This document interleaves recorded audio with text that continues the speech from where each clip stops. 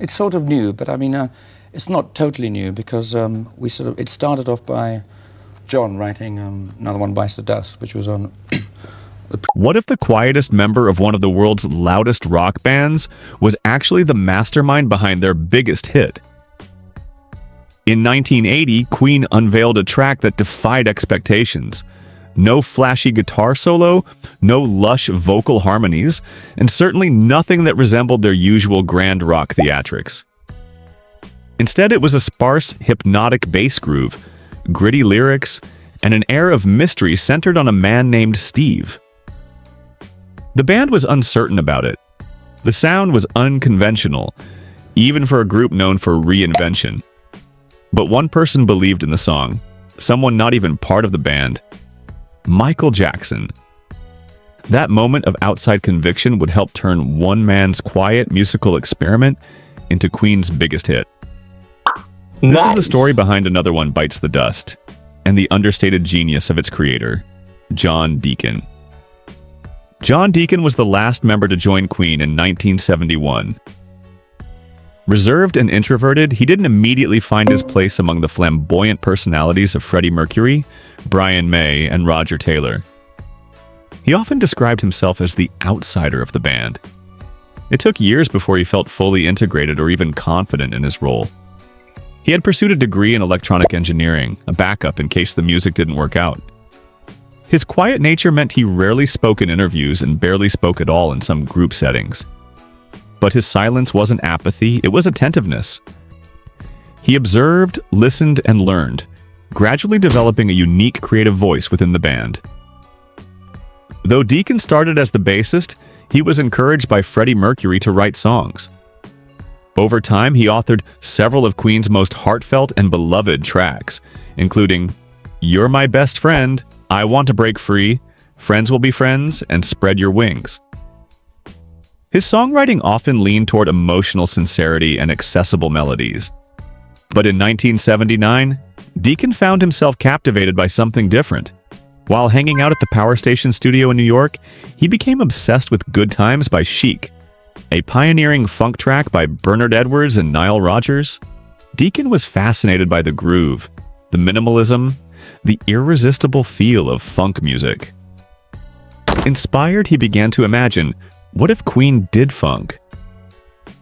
Initially, Deacon began work on his new song while the band was taking time off in England. He envisioned something more in the disco funk vein, a bold choice at a time when disco was rapidly falling out of favor and even being publicly burned in protest events like Disco Demolition Night. It was risky, but Deacon saw potential. At first, he scribbled out lyrics inspired by old westerns, with a humorous story about cowboys. The phrase, "another one bites the dust," came from those early drafts, a cowboy expression for death that struck a chord. But as the music evolved, so did the tone. The early lighthearted lyrics didn't fit anymore. When Queen went to Musicland Studios in Munich to record, the bass groove emerged with unexpected heaviness and darkness. The funky bass line, driven by its weight and momentum, changed the direction of the song. Recognizing the tonal shift, Deacon abandoned his cowboy pastiche and rewrote the lyrics into something colder and more cinematic. The song became a story in 3 parts. In the first verse, Steve walks wearily down the street. In the second, he's betrayed and furious. And in the final verse, he becomes menacing, warning of the many ways one can be hurt. The lyrics left listeners puzzled. Who was Steve? A symbol? A stand-in for someone real? A metaphor for betrayal or violence? Even Roger Taylor later admitted that the band didn't quite understand the song's meaning, but they couldn't deny the power of the groove. Deacon's technique in crafting the song's rhythm was subtle and ingenious. He used what musicians today call the rhythmic contrast method, pairing a rhythmically complex bass line with simple percussion. The contrast creates pocket, that infectious bounce where every note feels perfectly placed. Deacon insisted that Roger Taylor keep the drum part simple. He even asked Roger to tape his drums to deaden their tone, something the drummer despised. The resulting beat was minimal and steady, almost like a drum machine. In fact, a looped drum pattern was used for consistency throughout the track. Deacon wanted it tight, mechanical, and unrelenting. Without that simplicity, the groove might not have worked. Freddie Mercury, never one to shy away from a challenge, threw himself into the track. Deacon's bass line dictated the song's entire rhythm, and rather than avoiding it, Mercury matched his vocal phrasing to the groove. He aligned his melodies with the bass rhythm, a rare and tricky technique that gave the song a robotic swagger. Freddie poured himself into the performance, reportedly singing with intense commitment to meet Deacon's vision. The result was a vocal performance that felt as sharp and relentless as the bass line it followed. It was unorthodox, closer in style to R&B or funk than anything typically found on rock radio. Much of the instrumentation on Another One Bites the Dust was performed by Deacon himself. He played the bass, rhythm guitar, lead guitar, piano, and even some percussion. Brian May added guitar textures and effects, but the foundation was all Deacon. Notably, he didn't use his usual Fender Precision bass. Instead, he selected a Music Man Stingray, the same model Bernard Edwards used on Good Times.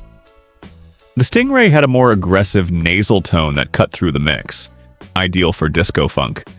And the entire track was recorded slightly sharp in pitch, either due to analog tape speed inconsistencies or intentionally giving it a brighter, tighter feel. Despite its polish and groove, Queen initially had doubts about releasing the song as a single. It wasn't their usual sound. It didn't even feature a prominent guitar solo. The internal debate dragged on until a crucial backstage moment shifted everything. After a show in Los Angeles, none other than Michael Jackson came to visit the band. He'd been sitting in the corner of the rehearsal room, quietly nodding to the beat. He approached the band and told them point blank, "You guys have got to release this." Roger Taylor balked. "You're kidding," he reportedly said. "That's never a single." But Freddie Mercury and John Deacon listened. They trusted Jackson's instincts and took a chance. They released Another One Bites the Dust in August 1980. The rest is music history. The song became Queen's biggest hit ever. It topped the Billboard Hot 100, staying there for 3 weeks and spending 31 weeks on the chart. It sold over 7 million copies and marked Queen's first major crossover into black and disco audiences. The song was so convincing in its funk authenticity that many listeners assumed the lead singer must be black. Freddie's voice and delivery blurred genre lines. In New York, Deacon recalled being stopped in traffic near Madison Square Garden and hearing young black men call out, "You guys are bad." A cultural nod of approval that showed how deeply the song had penetrated a different musical world. Some of the most memorable elements of the song weren't planned at all. During the breakdown, producer Reinhold Mack was experimenting with a digital effects unit called the Infernal Machine, which had been loaned to them from a French company. While trying to mute a track, Mack's finger slipped, sending the sound through the processor by accident. The resulting warped, swirling sound was strange and otherworldly, unlike anything anyone had heard before.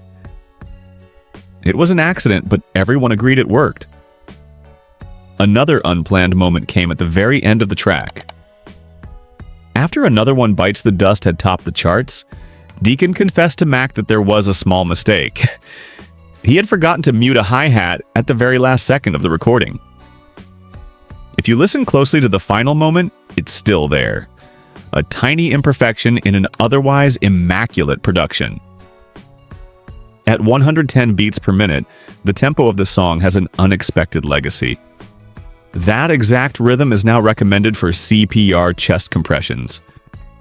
It's used in training courses today alongside the Bee Gees' "Stayin' Alive" as an example of the ideal pace for saving lives. That a song about death now guides life-saving techniques is a twist few could have predicted. Queen tried to build on the success of Another One Bites the Dust with their next album, Hot Space, released in 1982. The album leaned heavily into disco and funk, following Deacon's direction. But the reception was lukewarm at best. Freddie Mercury himself described it as more of an individual experiment than a unified band effort. Fans weren't ready for Queen to go full funk. It would take years before Hot Space earned retroactive praise for its boldness. But even as the album faltered, Another One Bites the Dust stood alone. It wasn't just a song, it was a risk, a departure, and a transformation. John Deacon, the quietest member of Queen, had written their loudest hit. And Michael Jackson, one of the boldest voices in pop, saw its potential before anyone else. That combination of humility and vision, simplicity and groove, made Another One Bites the Dust not just iconic, but revolutionary. It proved that rock, though Another One Bites the Dust eventually became an anthem, its journey from studio jam to chart-topping phenomenon was anything but assured. Within Queen, there were artistic differences and evolving personal dynamics that influenced every creative decision. By 1980, Queen was already a global rock powerhouse. With iconic albums like A Night at the Opera and News of the World, they had secured their place in music history. But success didn't come without tension.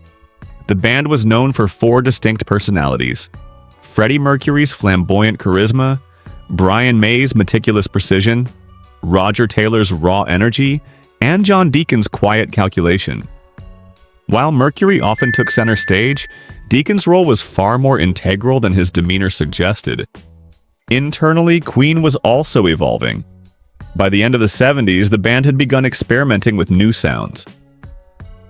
Tracks like Don't Stop Me Now and Crazy Little Thing Called Love hinted at Mercury's growing love for genre bending, from jazz to rockabilly. Meanwhile, Brian May remained more traditionally rock-focused. Roger Taylor leaned toward heavier, punk-influenced rhythms, and John Deacon, always a musical sponge, was increasingly fascinated by funk and soul. His obsession with Good Times by Chic wasn't just fleeting curiosity, it was part of a broader shift in what music could be. Disco and funk had dominated the charts in the late 70s, especially among Black and Latino audiences in the US. Even as the "disco sucks" backlash began to rise, Deacon wasn't deterred. He didn't follow trends, he followed sound. When Queen began working at Musicland Studios in Munich, a facility famed for its cutting-edge recording technology, Deacon had a clear vision. He didn't want to mimic Chic, he wanted to distill its essence. That meant embracing groove and minimalism, qualities rarely associated with Queen's typically maximalist arrangements. To achieve that, Deacon took on an unusually hands-on role in the recording process. Though all members of Queen had written songs and played multiple instruments, it was rare for one member to shape a track so completely. Deacon played nearly every instrument on Another One Bites the Dust himself, from the driving bass line to the staccato guitar hits to the subtle keyboard accents. The track felt like an artistic statement as much as a song. One of Deacon's most significant creative choices was insisting on restraint. In a band where big sounds and grand gestures were the norm, he advocated for silence and space. The bass line, though catchy, was rhythmically intricate, syncopated in a way that created tension and release. But for it to work, the drums had to stay simple. He asked Roger Taylor to tape his drum heads to mute the resonance and dampen the sound, a technique often used in funk to reduce overtones. Taylor disliked the result, saying it robbed his playing of its natural energy, but Deacon was resolute. The tape stayed, the loop was created, and the groove locked in. Against this minimalist beat, Deacon's bass line could breathe. Equally vital was Freddie Mercury's contribution. Though he didn't write the song, Mercury understood how to elevate it. He took Deacon's lyrics and infused them with theatricality and menace. Mercury's performance was cold and precise, embodying the narrative of betrayal and defiance. He didn't overpower the groove, he merged with it. He sang with a clipped intensity, matching the rhythm of the bass rather than floating above it. This was not the Mercury of Bohemian Rhapsody or Somebody to Love. This was a version shaped by funk, informed by soul and filtered through urban grit. The result was both mechanical and human, aggressive and stylish. What makes Another One Bites the Dust so distinctive is its atmosphere. It doesn't rely on melody in the traditional sense. The main riff is built from just a handful of notes, but their placement, tone, and rhythm create a hypnotic loop. The song's minimalism was a risk, especially for a band known for maximalism. But it was also brilliant. It followed a universal rule of anthem building. Fewer notes, tighter intervals, and repetition make for memorability. Much like the riffs in Smoke on the Water or Seven Nation Army, simplicity became power. The recording process had its share of surprises, too. The strange digital effect heard in the song's breakdown came from a then experimental French digital unit called the Infernal Machine. Producer Reinhold Mack accidentally routed a sound through it when trying to mute a channel. The resulting glitchy warble was new, eerie, and immediately captivating. Everyone in the studio loved it, and it stayed in the final mix. In another studio accident, a hi-hat sound was mistakenly left unmuted at the song's very end. Deacon later pointed it out to Mack, frustrated by the oversight. Mack, however, was unfazed. To listeners, the hi-hat was barely perceptible. To Deacon, a perfectionist, it was a tiny scar on an otherwise perfect sculpture. Despite the song's flawless execution, its future as a single was anything but guaranteed. Queen had never fully embraced funk before, and the British press had already started criticizing the band's genre hopping. When the band debated its release, Roger Taylor expressed skepticism. He wasn't a fan of disco or funk, and didn't think the song would resonate with Queen's traditional audience. Even Brian May, though supportive, wasn't sure what to make of it. The song didn't even include one of his signature guitar solos. Only Mercury and Deacon truly believed in it. Their confidence was bolstered after their backstage meeting with Michael Jackson, who had attended one of their concerts at the Forum in Los Angeles. Jackson's influence can't be understated. At the time, he was about to enter his own imperial phase, with Off the Wall earning critical acclaim and Thriller on the horizon. He had a deep understanding of rhythm and production, and an ear for hits. When he told Queen they had to release Another One Bites the Dust, he wasn't making a suggestion. He was making a prophecy. Mercury, always open to outside influence and respectful of talent, took the advice seriously. Deacon, too, understood the significance of that endorsement. If Jackson believed in the track, that meant something. When the single finally dropped in August 1980, it didn't just chart, it exploded. Another One Bites the Dust shot to #1 in the US, holding that position for 3 consecutive weeks. It was Queen's first #1 hit on the Billboard Hot 100, and marked a profound crossover moment. In particular, the song found a massive following in Black and Latin American communities, which had previously seen Queen as an arena rock act rather than a group capable of funk authenticity. Radio stations that normally wouldn't play Queen embraced the song.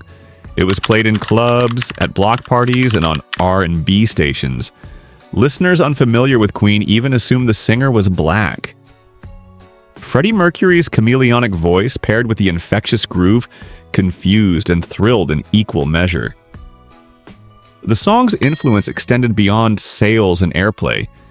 Its cultural impact was immediate and lasting. Another One Bites the Dust began appearing in film soundtracks, sports arenas, and even political rallies. Its rhythm was so intuitive that trainers began using it as a metronome for CPR. The American Heart Association included it in their CPR guidelines due to its 110 beats per minute tempo, ideal for chest compressions. Thus, a song about death became ironically linked to saving lives. Few rock songs have made that kind of transition. Despite the success of Another One Bites the Dust, the band's attempt to replicate the formula was met with backlash. Their 1982 album Hot Space leaned heavily into funk and disco, influenced in part by Deacon's musical direction and Mercury's enthusiasm for dance music. But the album alienated some fans. The British press dismissed it, and even within the band, opinions were mixed. Brian May would later say that he felt disconnected from the sound, and Roger Taylor remained uncomfortable with the funk direction. Mercury himself admitted that Hot Space was more an experiment than a collective vision. Only years later did critics begin to reassess it as ahead of its time. Still, another one bites the dust remained untouchable. It was lightning in a bottle, the result of vision, discipline, and a little luck. John Deacon, who had rarely spoken publicly or taken the spotlight, had created one of the most recognizable songs of the 20th century. His genius wasn't in flamboyance, but in precision, in knowing what not to do. By resisting the urge to fill every second with sound, he gave the track its irresistible space. He let silence speak. Deacon's contribution to Queen was never louder than in that moment. And it wasn't just musical, it was strategic. It reshaped the band's trajectory, broadened their audience, and proved that they could thrive across genres. He saw possibilities others overlooked, and when the band wavered, it was an outsider, Michael Jackson, who saw what Deacon had created and said, "Trust it." If this story gave you a new perspective on Queen, drop a comment below. What's your favorite hidden gem in their catalog? And if you're